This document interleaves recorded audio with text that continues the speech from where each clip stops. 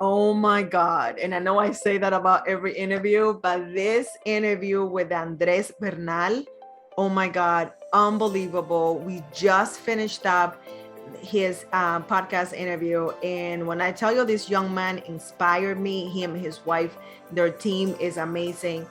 He was sharing how he just started 5 years and 3 months, but who's counting, right? And he shared how he started in real estate investing, very scared, very nervous, but he still did it. And he has diversified his portfolio. He's done it pretty much all, and he's only 32 years old. So if you are looking for inspiration and seeing someone that was not even born here, okay? He's only been in the United States for 10 years, and all the things he has been able to accomplish in such a short period of time with limited resources. I think he's gonna eliminate all your excuses, and also is gonna inspire the bejesus out of you, because he's really passionate about teaching others. And also he was very forthright about the things that went right, the things that didn't go so well, and how he's doing today. So I know you're gonna enjoy this interview. Make sure that you follow him on social media, because his content is fire, and it's really good too. So make sure that you don't miss it. Subscribe to the podcast so you don't miss any of our episodes. So go watch right now. Okay, Andres, let's get right into this. And please tell your audience a little bit about who you are. Hi, so my name is Andres Bernal. I'm originally from Dominican Republic, came to the States about 10 years ago. And I'm a real estate investor here in Connecticut. I also own a tenants instruction business as well. And I'm very excited about this conversation. That is so awesome. Well, of course, I'm biased because I'm also Dominican, which is so, I knew at the time, but it's so nice when you can meet people from your country. So I'm glad that you're here. I'm so proud of all the things that you're doing. When I saw what you were doing on the rookie Facebook group, I was like, oh my God, I need to reach out to this guy. And I saw you with your beautiful wife. So thank you so much for making the time to be with us today. So let's just go right into it. So you haven't been in the States for a very long time. How on earth did you start real estate investing? What was the first step? What was the catalyst? Yeah, so I lived I was renting until 2014, and my landlord said, you gotta move because we're selling the house. And I'm like, okay. Then, since then, I'm like, I met a realtor. I says, what about if you just buy a condo, just a small condo, And then I bought a small condo. And then 2 years after there, I'm like, you know what? I'm getting a little burnout from my job. So I literally Google, how can I retire earlier? And I thought about, my past from the Dominican Republic. My godfather, he's a builder over there. He's making a lot of money. And I'm like, there's something about real estate that doesn't offer in stock. So a lot of my decision was also because of the leverage. The bank is giving you majority of the money, and the entry level. Believe it or not, the stocks, you can buy a stock with whatever money, but you can buy a tangible real asset leverage with the bank. So that started in 2016. I did an FHA loan with a triplex, and I was scared, like a lot of people here will hear. I was very scared, but at the same time, I knew that the worst that could happen, I was gonna pay a couple hundred in rent, right, quote unquote. So I live in the third unit. It was a small studio, and then the first and second floor was already rented out. Yeah, and since my journey started there, I will say. Wow, that's amazing. So how did you know about the FHA loan? Did you know about that program, or did your realtor tell you about it? So she told me when I bought my first condo, she told me about it before. Okay. But then when I discussed with the mortgage broker, the FHA at the beginning was not feasible because you have to pay a PMI, which is a private mortgage insurance. Right. And that for a lot of, when I put that in my calculation, is I'd rather put a 5% down because it's a small condo. It was like a 90,000 condo.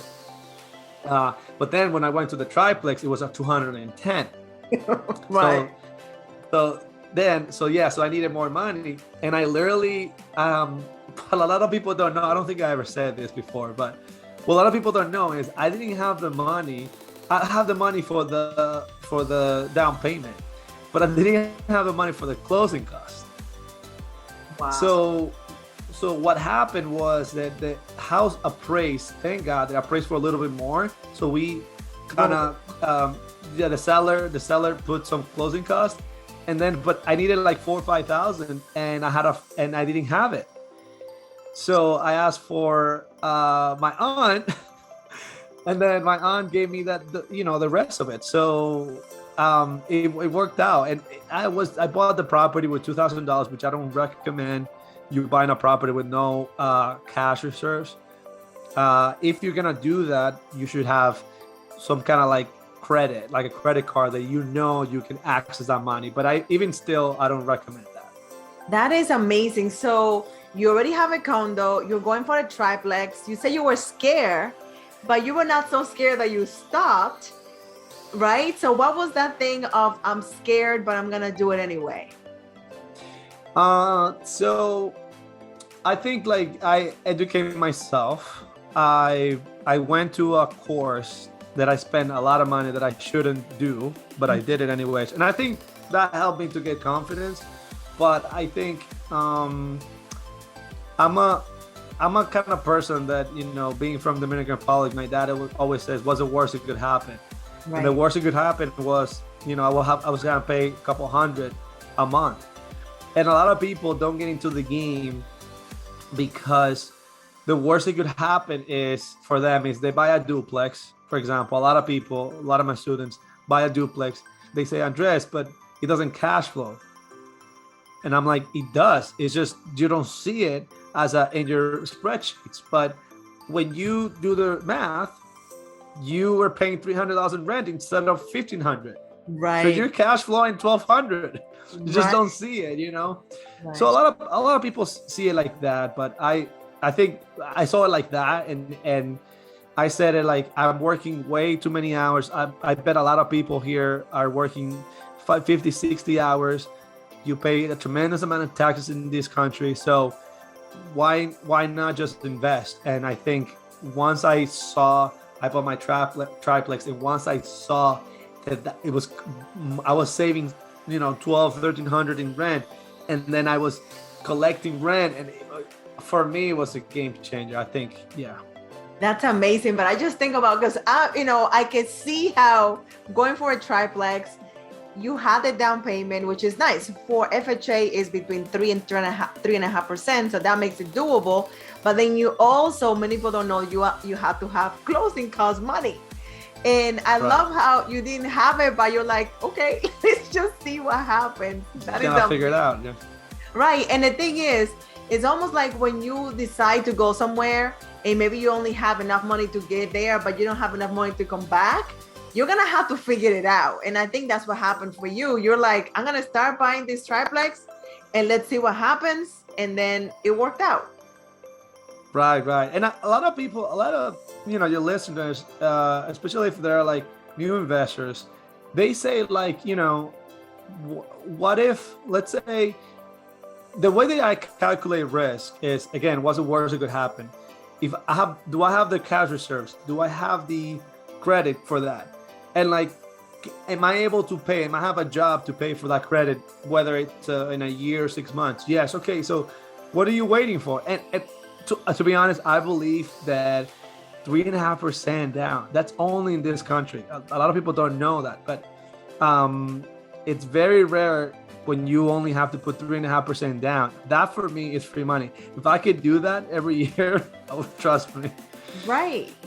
And now you can do it every year, right? You live in the property for a year. You have to make sure that it appraises, refinance, and then do it again. I mean, lots of people do it.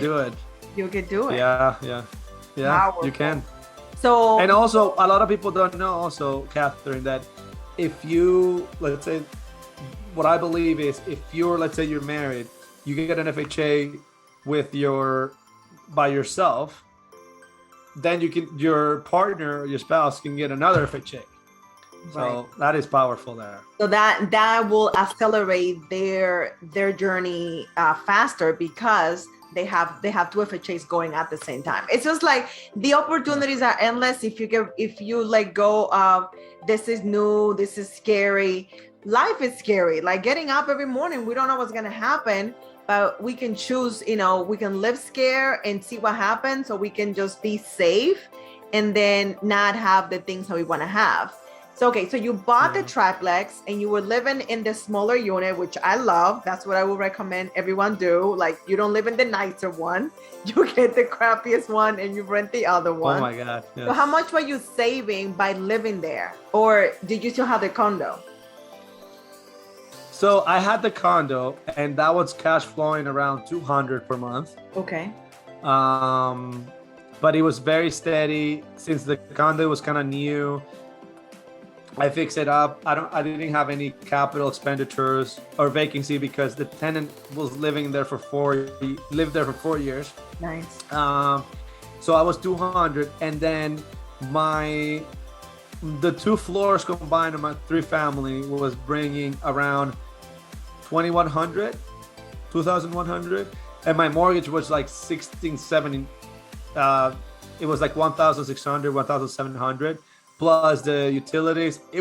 I was like literally cash flowing like 100 a month. Right, by living rent free though. Right. And I did most of my renovations and fixed, which we can talk about that later on.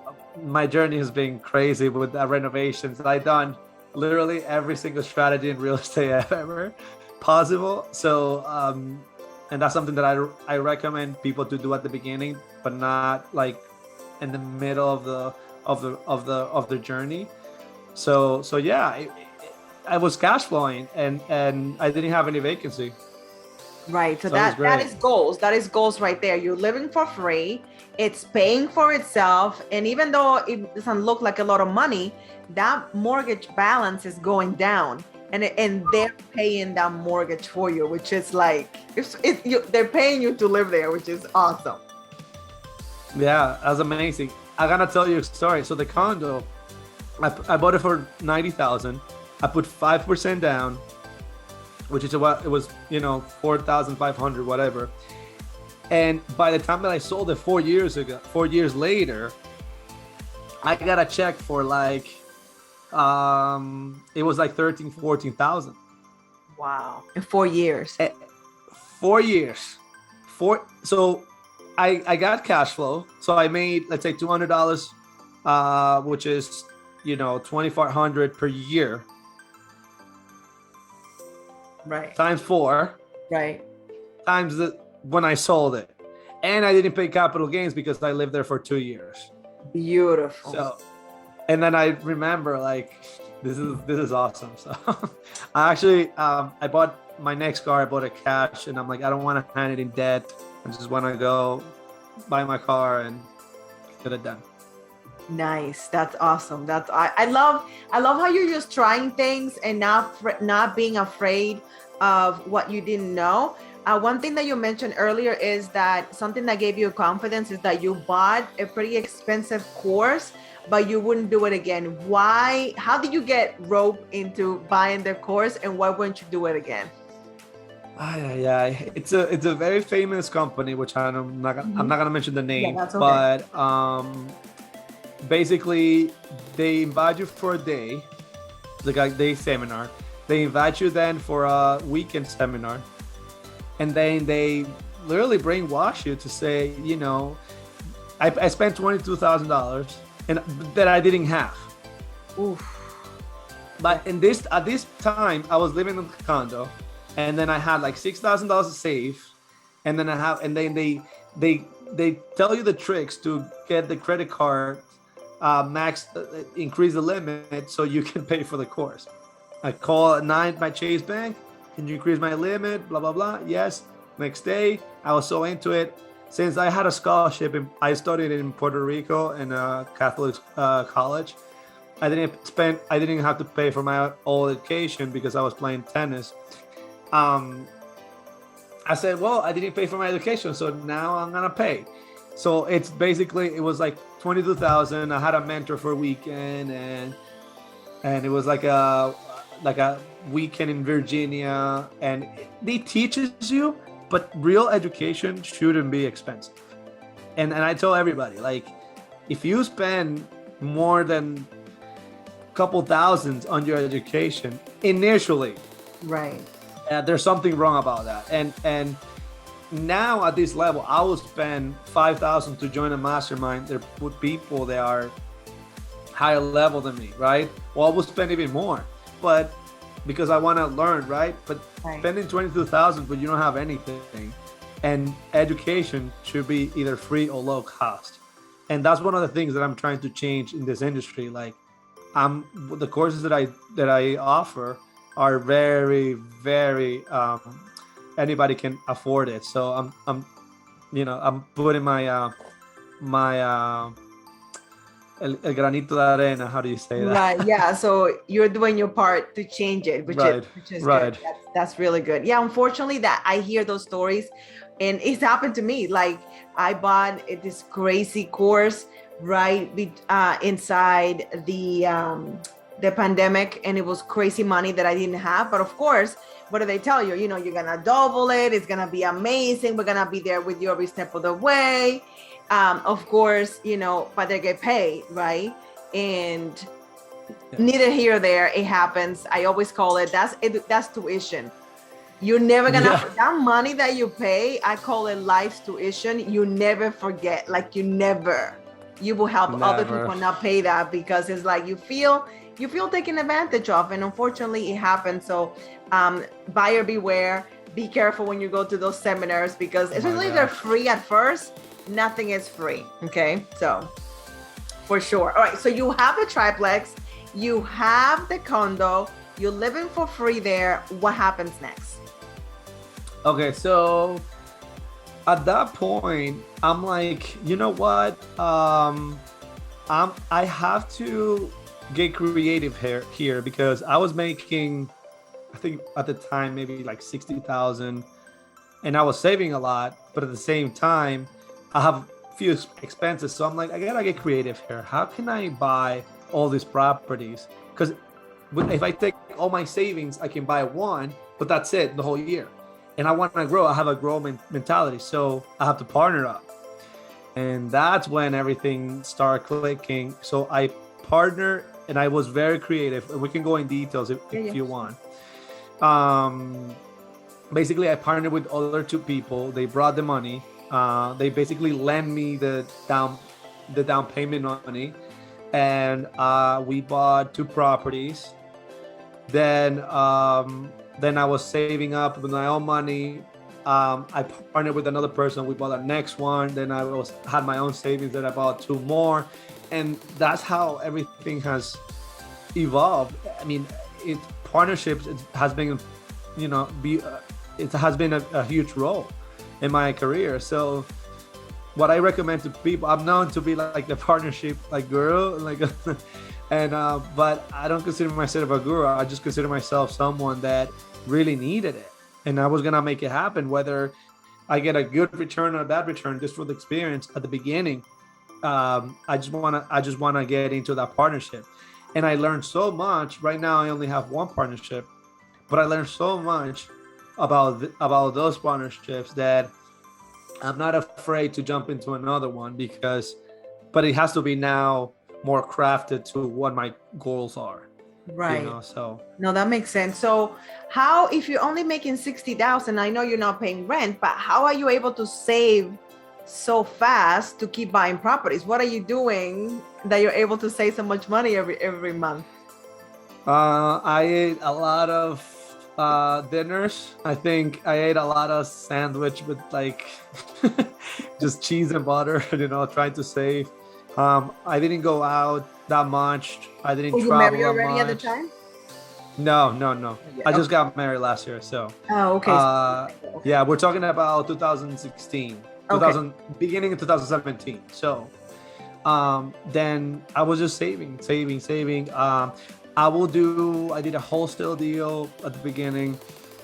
I saved that money. And then I will find creative ways to make money. Like, for example, recently, like about 3 years ago, I rent apartment from one gentleman, and I rented the apartment, and then he, gives me a month of rent. He offer it, and then I'm like, let's just do it. And I made probably 6, 7, 8,000 already, just renting apartments. So like, for your listeners, like there's ways to find the down payment money. You just need to find the way. Like, are you good at selling stuff? Are you good at flipping couches? Are you good at selling your services? So once you find what you're good at, you can, in this country at least, you can make so much money. Right. So you were doing like, were you being a property manager for that person? Is that how you made that money with that guy for the apartment? Yeah. So basically, no, I was just renting. I was not a property manager, but I was renting the apartment for him because he was an older folk. He had like 5, 6 apartments, triplex, 4 families. And he doesn't want to deal with people. So he said, why don't you find me the tenants? You put it in front of me. Okay. Yeah, you put it in front of me and I pay you 1 month rent, but you got to be fast. I'm like, how fast? He says like, well, what about, can you rent it in 3 weeks? I'm like, I can rent this in a weekend. He's like, what? And then I'm like, yeah. And literally, all these places, I haven't been in the market more than 3 days. So I have my systems now. I'm big on systems right now. But back then, I just, as a trial, and every time that he has a vacancy, he just calls me. Of course. I love your Instagram, by the way. We're gonna make sure that we put the link because you have such great content. I was looking at the post about how to find great tenants. I was like paying attention, saving it. I have a whole bunch of posts that I'm saving because I know that's something that is really important. You have to have good tenants, and having a good screening process, it's so important, and where to find those tenants too. So I know my audience is gonna love your Instagram because it's full of tips and funny videos too. The videos are funny. Yeah, you're modest, but you have great content too. So I've been checking. So thank you. I appreciate that. Maybe it might be that Dominican thing. Who knows? That is so awesome. I love what you said, that you can find a way to get the down payment, because I know that stops a lot of people, and it's thinking outside the box. What am I good at? Monetize that, right? And making the sacrifice, because as many of our people do, right? They go to the DR all the time. Every time there's a holiday, they're going back home, they're blowing all their money, and then they're living in 2 places, right? They don't live here because they live to travel there. They don't live there because their lives are here. So it sounds like you're a young man, obviously younger than even now, but you had that mindset of, I'm gonna sacrifice, eat these sandwiches that are boring, right? But I have a goal. And now I read in that post that you guys could retire if you wanted to, and you guys are like babies, which is crazy. Yeah, we're 32, and her birthday is a Saturday, so babies. We're going away from. Yeah. So, I mean, at the big. So, 2 things. So for the people that are listening, and you don't have the down payment money, I'm gonna give you the easiest way to find it. Okay. All right, you ready? I'm ready. So the first thing that you're gonna do is, I don't know if your audience know, but you can get the FHA down payment from a family, any type of family, even for a friend that is family. Well, let's call it family. Right. And then you can get the whole down payment plus closing costs. So let's say that you need $20,000, right? Or 30, whatever it is. What you're gonna do is you're gonna tell the person, Rich Auntie Catherine, can you lend me $20,000? Well, $20,000 for somebody that's rich and really loves you is nothing. Nothing, right? So Nothing. So I say, okay, how are you gonna pay me? Well, let me see. Let me find a deal that if I live in there, I'm saving a lot of money, or I'm cash flowing, let's say $200 or $300. Well, Auntie Catherine, I'm gonna pay you $300 a month until I pay you back. And every year, right? Most of the people here are W-2 employees. They get a refund. So that refund is a couple $1,000s. So Auntie, every year I'm gonna give you $1,000, $2,000 every year until I pay you off. And I'm gonna pay you with interest if you want, or no interest, and that's how you can do it. And I don't understand why, if people really want to do this, they will not find the excuse. Right. They will not find the excuse. I don't like, even my students, like, why you are finding the excuse. Try to solve the problem. Try to find how you're gonna make this, or try to find who's gonna help you. Either how or who. Right. I'm gonna get there. So that's how I started. And at the beginning, I didn't have any idea, but now there's so much money out there. I actually have more money to invest from other people's than deals. Money is not the problem now, but because I put the mindset that money is not the problem, that the down payment is not the problem, that the purchase price is not the problem.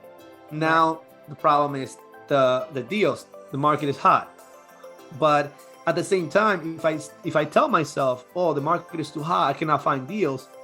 If you're a Christian, words become flesh. Right. Yep.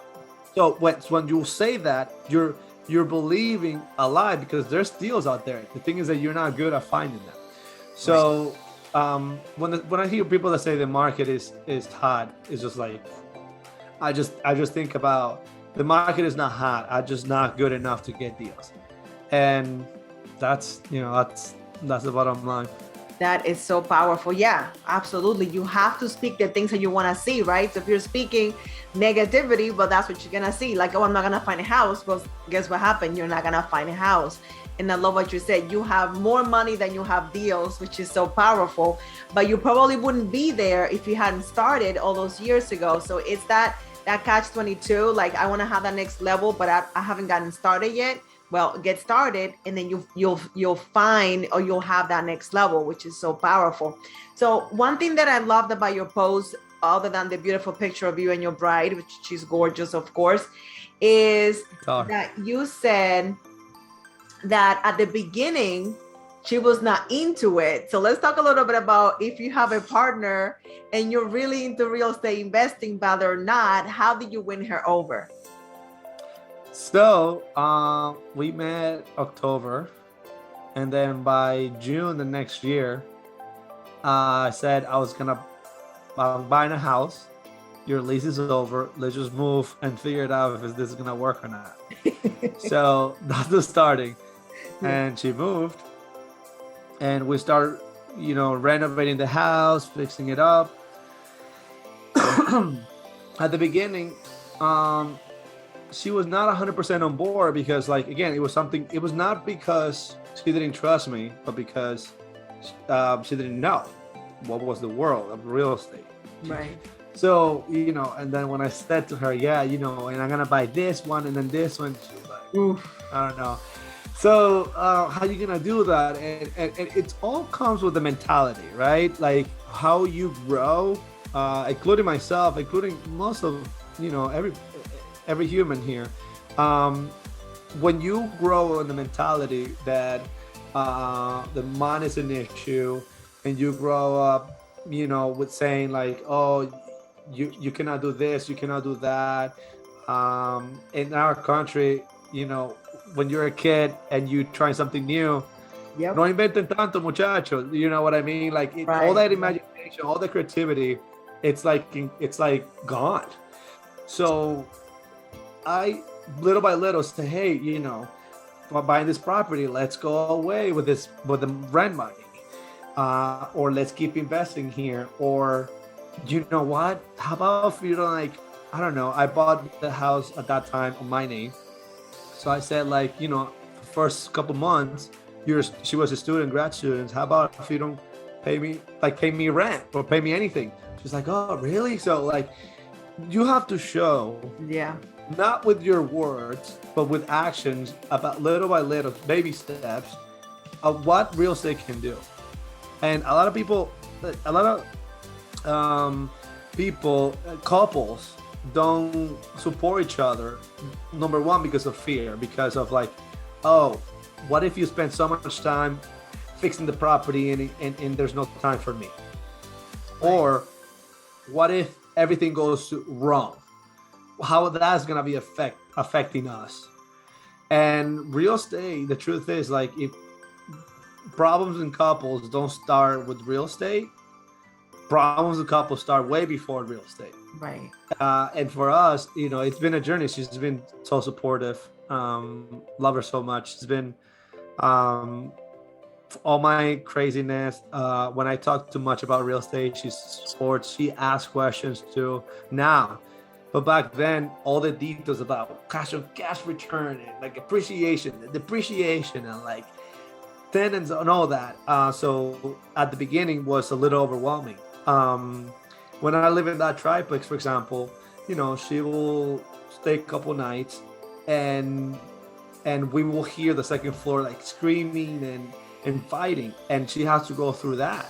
Right. And I think she got on board once she see the power of real estate. And now she's like, let's get it, let's go, let's buy more, so she's so fully supportive. That's awesome. Yeah, I think you were very wise in how you kind of broke her in, and you were, like you said, you were showing her with actions the benefits. You were sharing with her the benefits so she can kind of come to the other side, which is so awesome. So you have the triplex, you have the condo, you're buying other property because you're like a savings guru. When did you go from I'm buying these houses? When did you start thinking, okay, I'm gonna get a partner because I want to do this faster? How did that come about? So that came about, I think I bought at that time I had the condo, triplex, and I think I had another property. Can't remember right now. And then my savings was dry, so I had no money. So now I can find I have a little reserves for the properties, but I don't have any money to invest. So now at this point, you can either find the excuse or find a way. Nice. So I'm like, no excuse. I got to be here. And then at that point, I tried 2 partnerships that didn't work out, meaning like we didn't buy a property because they were not sure about the money. I was not too much. My knowledge was not like too wise to like for these people. And then I met 2 gentlemen that I met through the tennis business, and we clicked. And say they have money.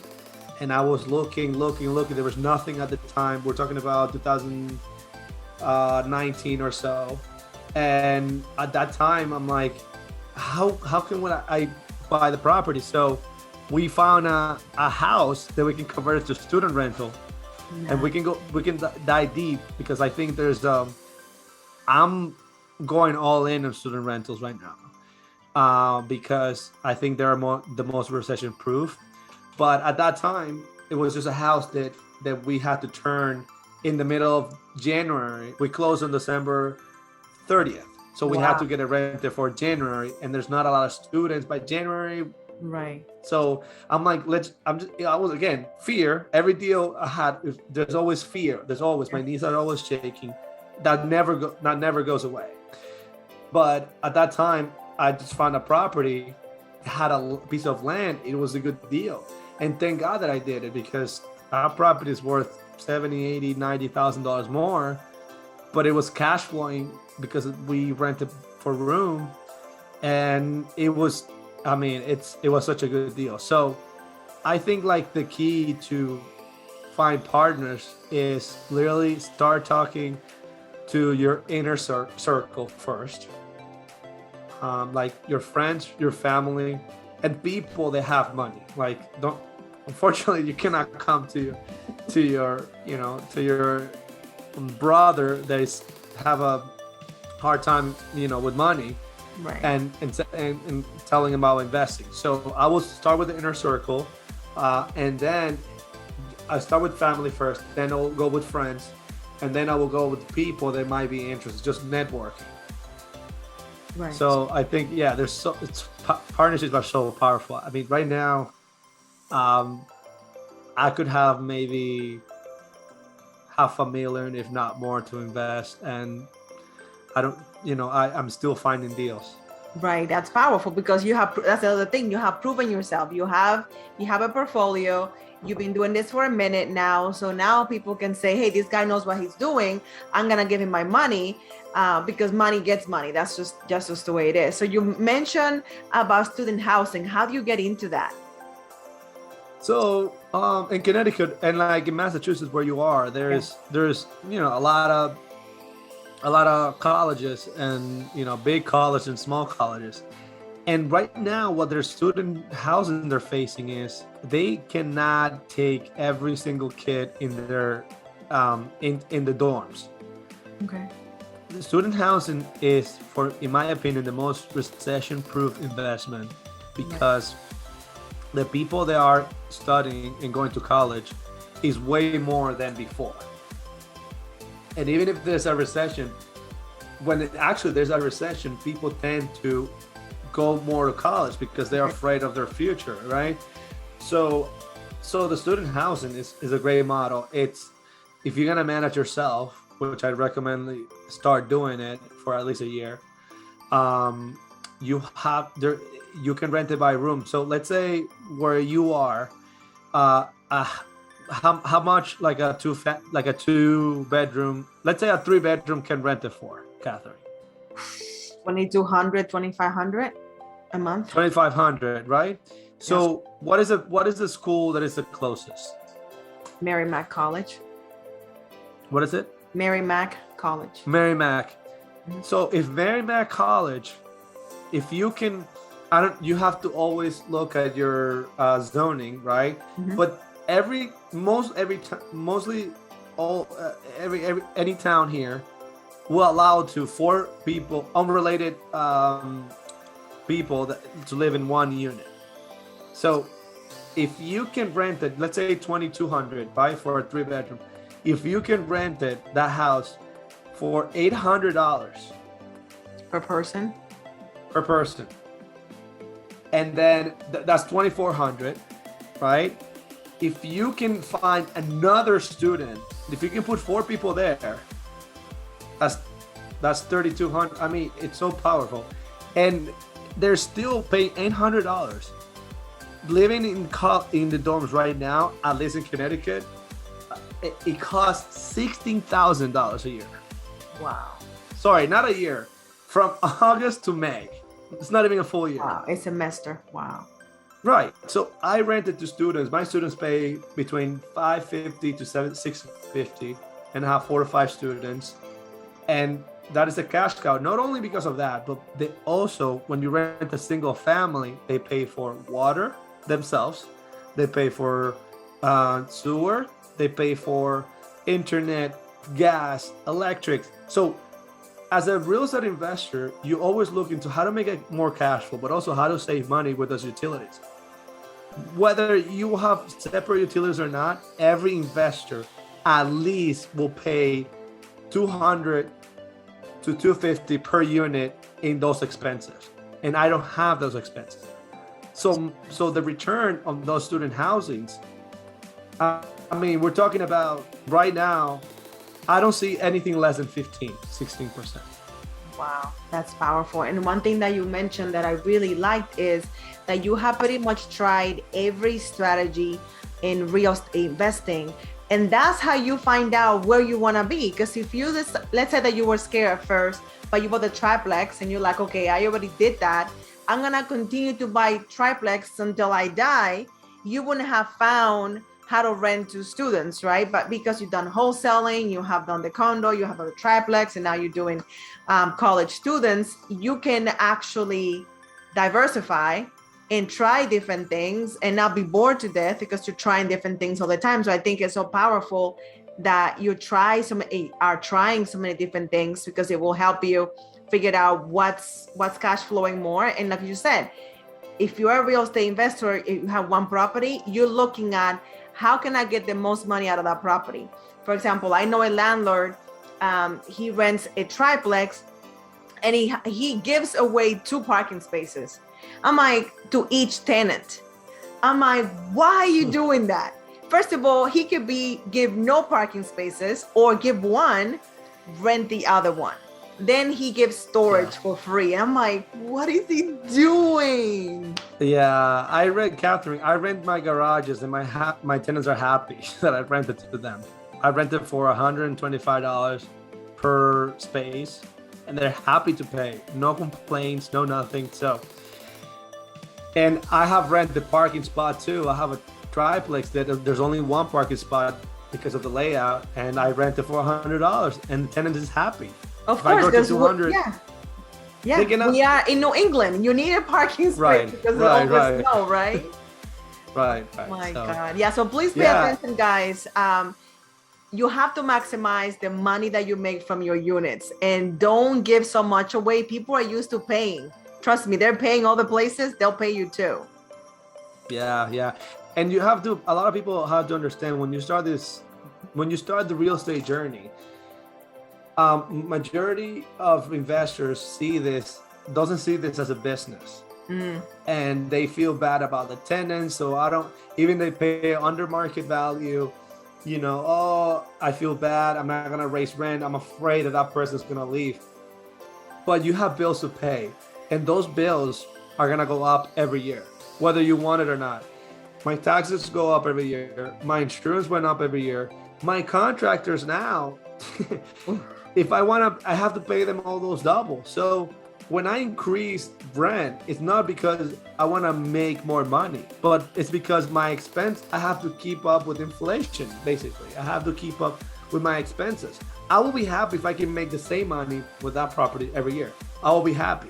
But the truth is that every expenses go up, so you have to see this as a business. At the beginning, I didn't. When I bought that triplex, I see this like, I was too nice and all that, but I learned the hard way. I almost had to evict someone, so we can talk about that. Yeah, that's unfortunate. So how do you do that? I see that people are able to get more money for their units because they keep them in top shape.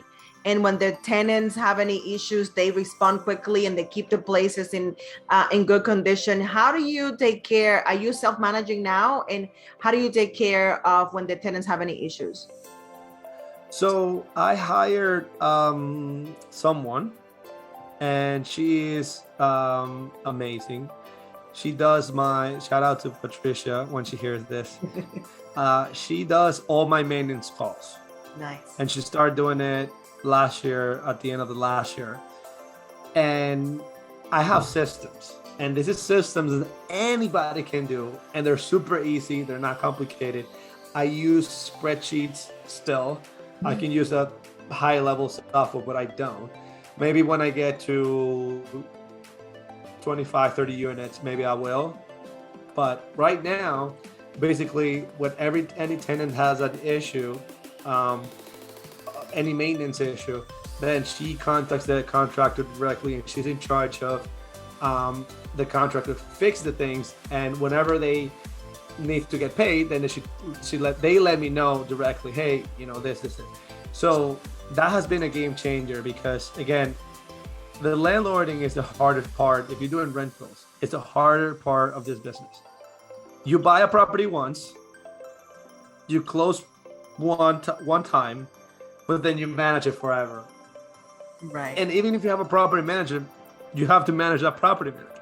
So like, it's a never-ending cycle, and I don't want to scare anyone, but you need to have, if you have one property, you don't need that many systems. But once you have two, you need to start, if you don't want to go crazy, you have to start delegating more stuff.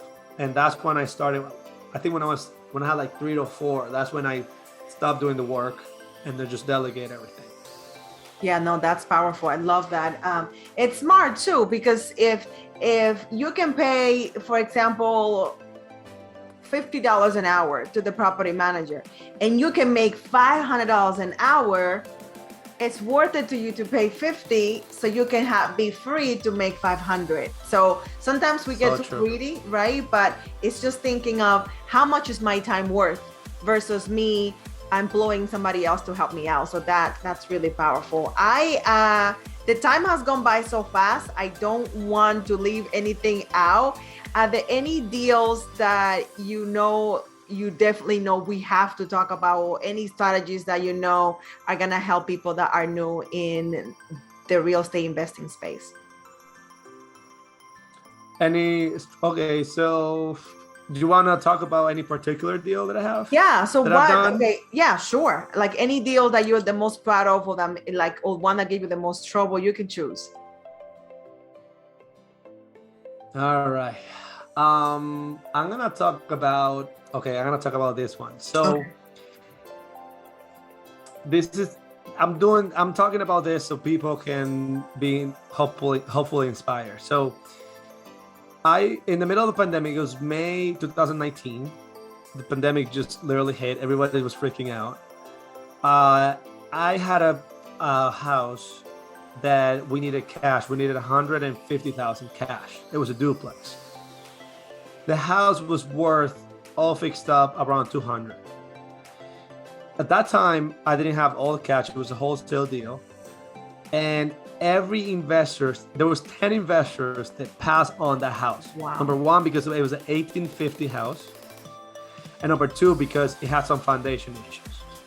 So I didn't see this house. I sent my contractor. He said, dude, he was Latino. He's like, dude, 5,000, I can fix this problem.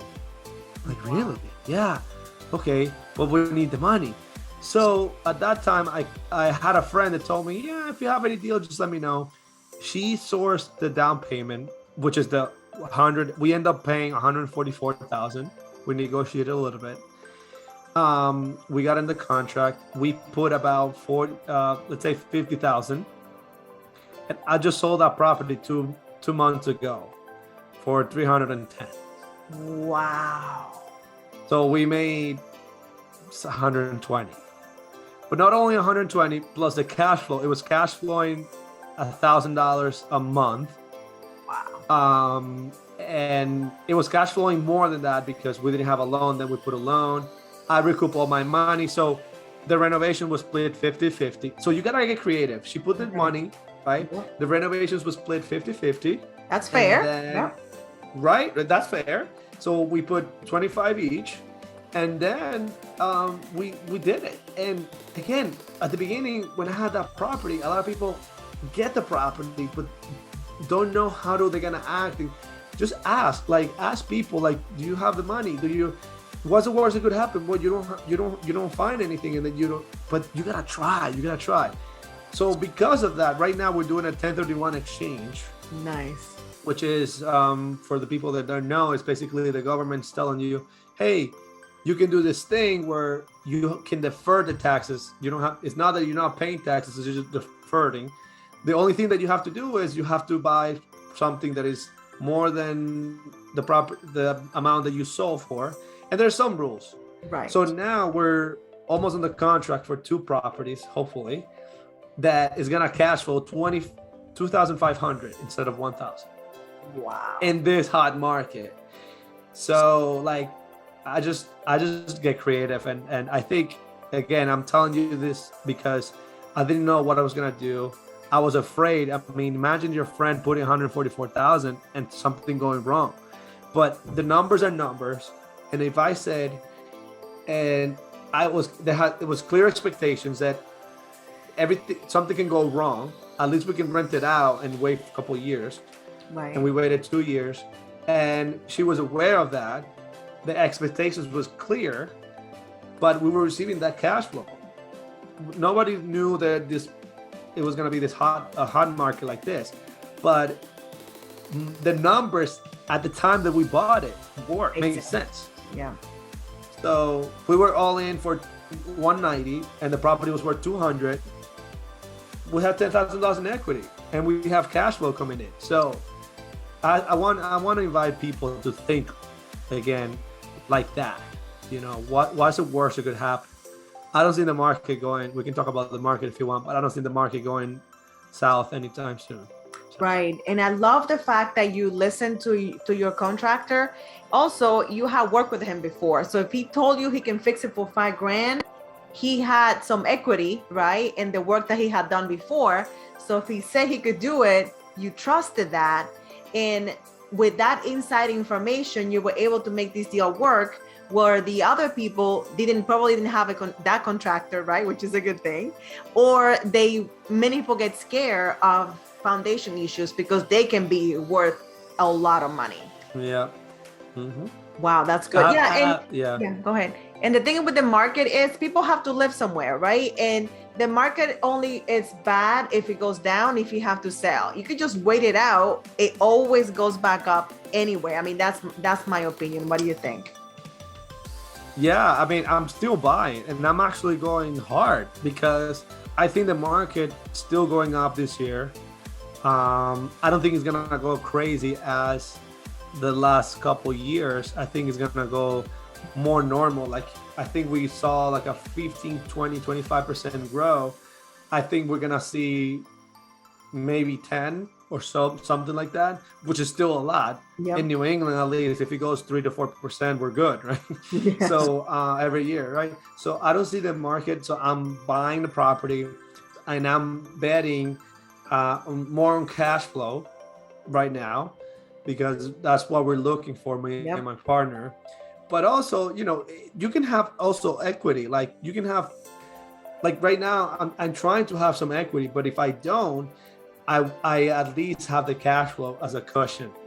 And can I wait 3 years, making $2,500 on these two properties? Absolutely. So I think the problem the investors make is betting on appreciation and then breaking even when they know they're not receiving any income on the side. That's a lot of people got burned back in 2007 and 8. They were betting on appreciation, but right, appreciation is a bonus for me. Absolutely. That's how I see it as well. So let me ask you this inappropriate question. How long has it been since you started? Is it 7 years? 5 years. 5 years and 3 months. 5 years. And how many units do you have? So right now, 14, closing on a triplex on Wednesday. Wow, nice. Congratulations.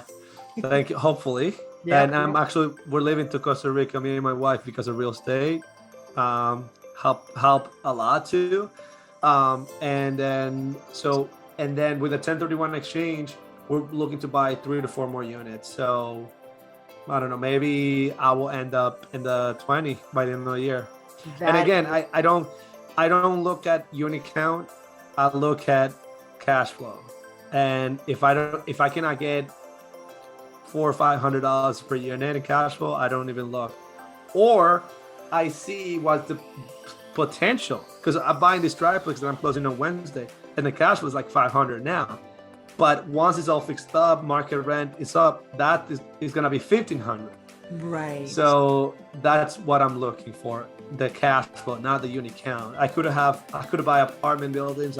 We have the funding with my partners and all that. But the cash flow that I'm seeing is like $150 per unit. And for me, that doesn't make sense to manage 50 units and cash flowing like that, Right. No, the reason why I asked that question is because you told me you're 32, or about to become 32. You started 5 years and 3 months, and you have 14 plus properties, and you could retire if you wanted to. It's almost like, to me, a no-brainer. I wish that I known about real estate investing when I was, way younger, because I'm still youngish, but the amount of progress that you can make when you get started, and it's just like it builds. It's almost like Legos. Like, the more property you buy, the higher you go and the faster you go. So I just wanted to paint that picture to the listeners or the ones that are watching, because getting started is the name of the game, and then just keep going. That's right. I hear some people saying like, oh, I wanna I want to scale and I want to have an empire and this portfolio and all that. I'm like, how many properties do you own? I'm like, none. And I'm like, focus on the one, like baby steps. Like you don't have to. A lot of people also suffer from FOMO. Like they see, especially in this world where like they see me on 14 units. Oh, I want 14 units. I want 20 units. Like Right. I don't compare the closest road to being depressed and unhappy is compared yourself to others. And like what I can do to provide for my family, for not only my wife, but my parents, my sisters, that legacy that I can teach others, because I love teaching others, that for me is wealth. So I don't have to be as big as some people, as bigger pockets and all these podcasts. I have to be big as however much I want to be big. Like, so I focus on, again, cash flow and managing myself.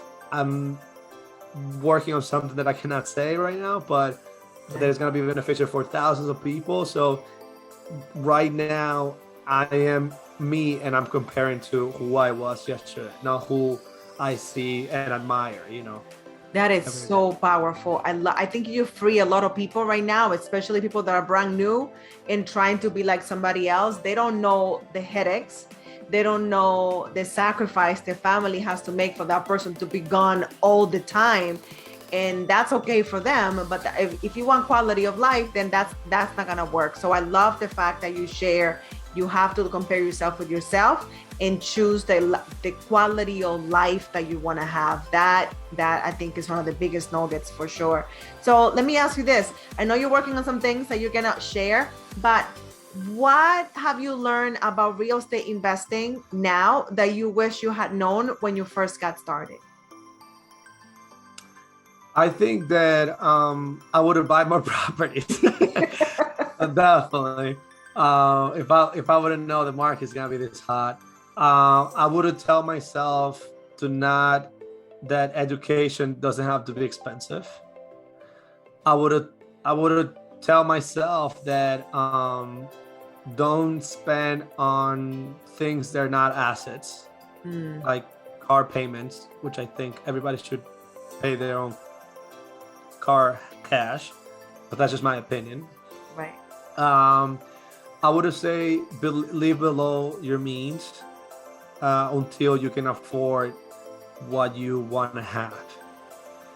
There's, I will tell myself that I made some poor decisions, but believe it or not, you talk to me like, oh, I'm a finance guru, but I bought cars that I shouldn't bought, and I spend money on things that I shouldn't spend, and I learned. So I will tell myself all that, I'll say. That's powerful. Yeah, I think those are great things to learn for sure. So where can people learn more about you? Where can they find out, become one of your students, get to consume your content? Where can they go to get more information from you? So I'm mostly on Instagram. My Instagram is Andres, Andres Bernal, but instead of with the L at the end, it's a 1. So it's BERNA1. Or they can find me on Facebook, which is just Andres Bernal.